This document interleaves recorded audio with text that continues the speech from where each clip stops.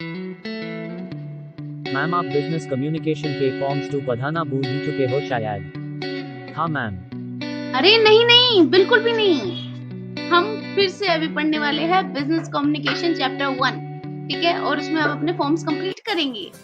तो फिर से ग्रेजुएट्स आपके साथ है पढ़ाई करने के लिए। पार्ट मैं बिल्कुल भी भूली नहीं, basic forms of business communication. तो अब ये है बेसिक फॉर्म्स ऑफ कम्युनिकेशन। और बेसिक फॉर्म्स कितनी होती है? सिर्फ 2 टाइप की होती है, नॉन वर्बल और वर्बल कम्युनिकेशन, ठीक है। तो इन्हें डीपली आगे पढ़ते हैं। तो सबसे पहले हम पढ़ेंगे नॉन वर्बल कम्युनिकेशन, ठीक है। तो इसकी डेफिनेशन है, the non verbal communication is the process of conveying meaning without the use of words either written or spoken, ठीक है।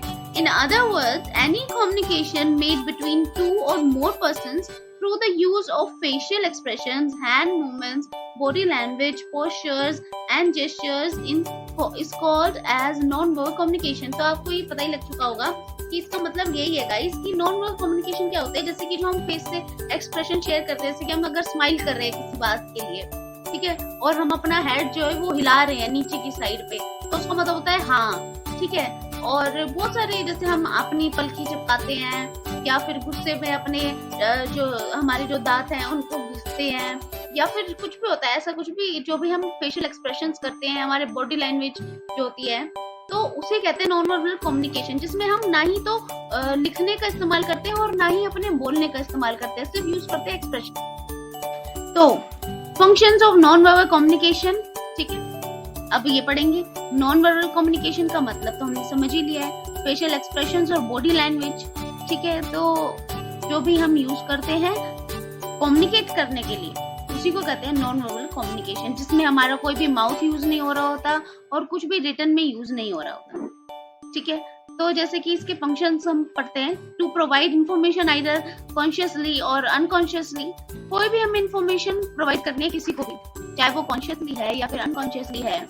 तो मतलब क्या है कि अगर हमें किसी को प्रोवाइड करनी है इन्फॉर्मेशन, जैसे कुछ सीक्रेट बात बतानी है, तो हम उससे कुछ इशारा करेंगे अपनी, मतलब जो जिससे वो दूसरा पर्सन जो है वो समझ जाए। लेकिन ये कन्वर्सेशन की कुछ एडवांटेजेस और डिसएडवांटेजेस भी होते हैं, वो आगे पढ़ेंगे, पहले समझते हैं। To regulate the flow of conversation, second part. अब जो भी कन्वर्सेशन चल रही है, मान लेते हैं कि हम कुछ बात करते करते चुप हो गए, सारे चुप हो गए, तो हमें उसे जारी रखने के लिए कुछ ना कुछ हम एक्सप्रेशन देंगे, ठीक है, स्माइल पास करेंगे या बॉडी की मूवमेंट करेंगे, कुछ भी। और थर्ड आता है हमारा to express emotion, emotion express करने के लिए, जैसे कि सैडनेस, हैप्पीनेस।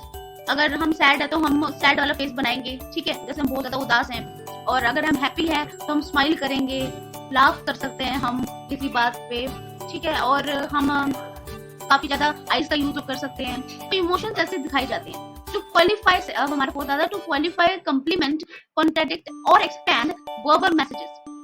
अब जो भी हमें वर्बल मैसेजेस होते हैं उनको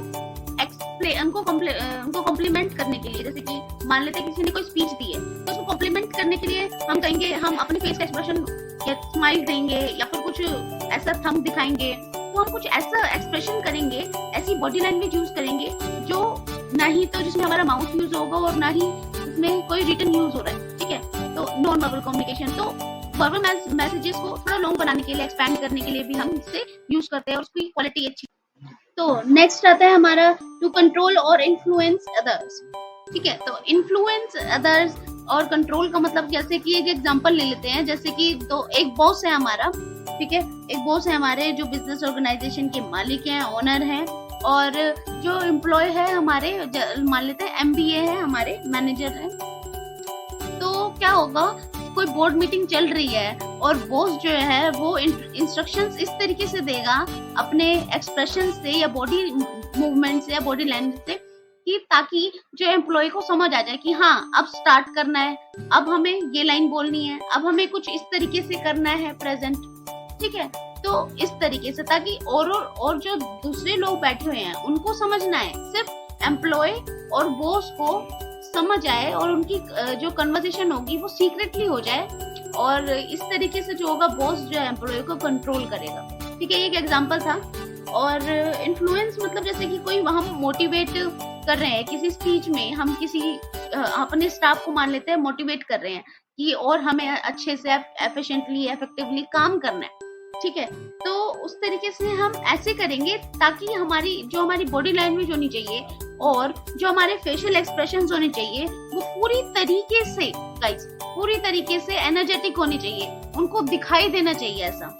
ठीक है, जो हमारा स्टाफ है उस स्टाफ को पूरा दिखाई देना चाहिए कि ये कितना एनर्जेटिक है, कितना मतलब पूरा घुसा हुआ है ये इस बात में कि हम लोगों को ये मोटिवेट करना चाहता है। और इसकी वजह से गाइस जो स्टाफ होगा वो भी पूरे एनर्जी से भर जाएगा और वो भी अपना काम करने लगेगा।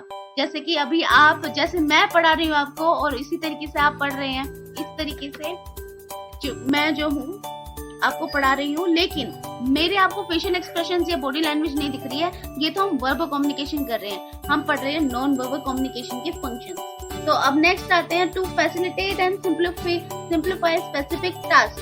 कुछ टास्क को जो है सिंप्लीफाई करने के लिए और फैसिलिटेट करने के लिए भी नॉन वर्बल कम्युनिकेशन यूज की जाती है।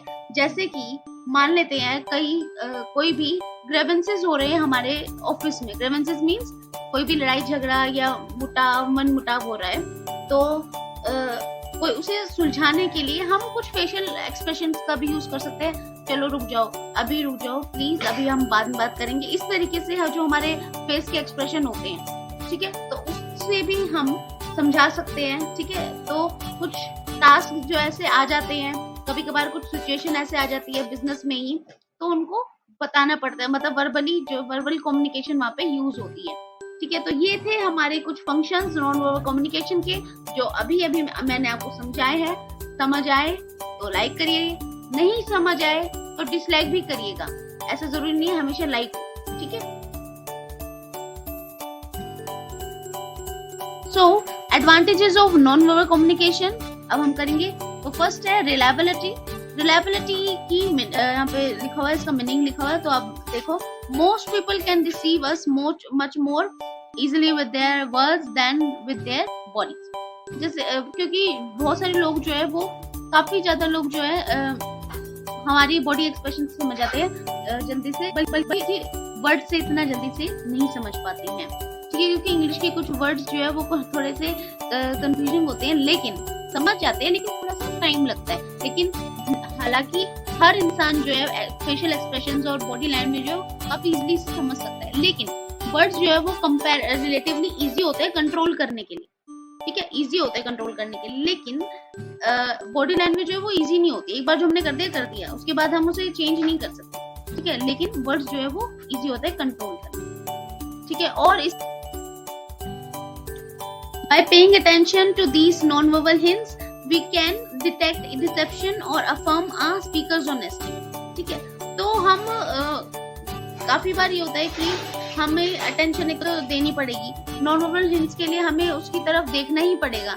ठीक है, हमारी आईज हमारे लिए एक काम करते हैं कम्युनिकेशन का, तो हमें उनकी तरफ देखना पड़ेगा जो भी हमें मैसेज सेंड कर रहा है। ठीक है, ना कि हमें अपने कान खुले रखने हैं, हमें अपनी आंखें खुली रखनी है उसके लिए, नॉन वर्बल कम्युनिकेशन के लिए। ठीक है, तो एक तो ये है, और हमें ये भी समझना पड़ेगा कि वो किस बारे में बात कर रहा है। ठीक है, कि मतलब वो किस तरीके की बात कर रहा है, तो हमें वो भी दिमाग लगाना पड़ेगा थोड़ा सा। तो ये है बात।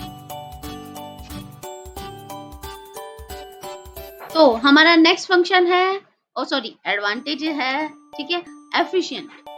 तो एफिशिएंट यानी कि काफी ज्यादा इंस्टेंट काम हो जाता है, मतलब इंस्टेंट नॉन वर्बल कम्युनिकेशन में इंस्टेंटली हम किसी को भी मैसेज भेज सकते हैं। कैसे? सिर्फ हमारे बॉडी लैंग्वेज और हमारे एक्सप्रेशन से। तो non verbal communication is important for another reason as well.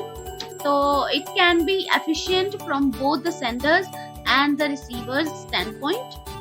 You can transmit a non-verbal message without even thinking about it, and your audience can understand the message unconsciously.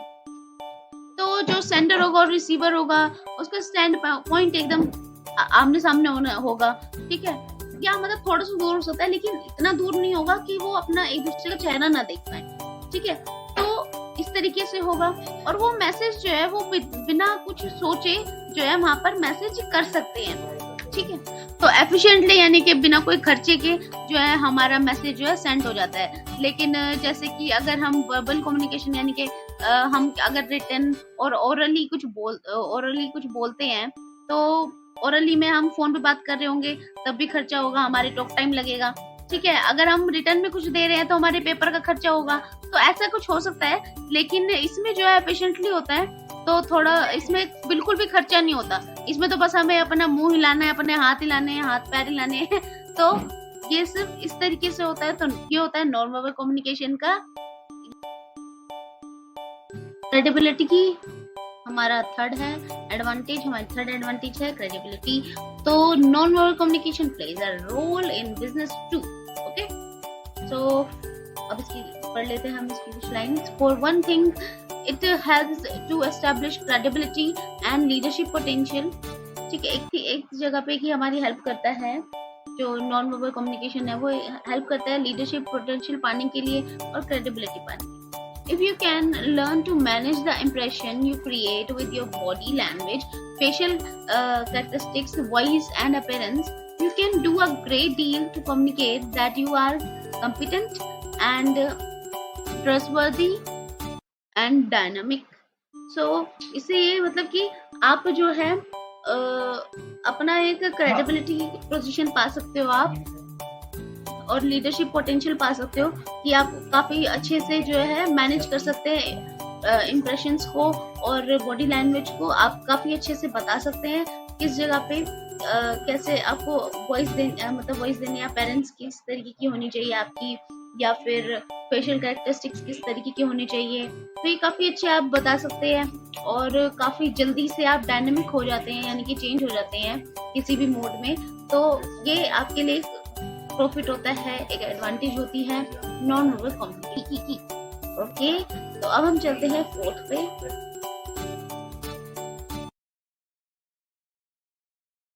तो ये last advantage है हमारी accurate understanding of attitudes.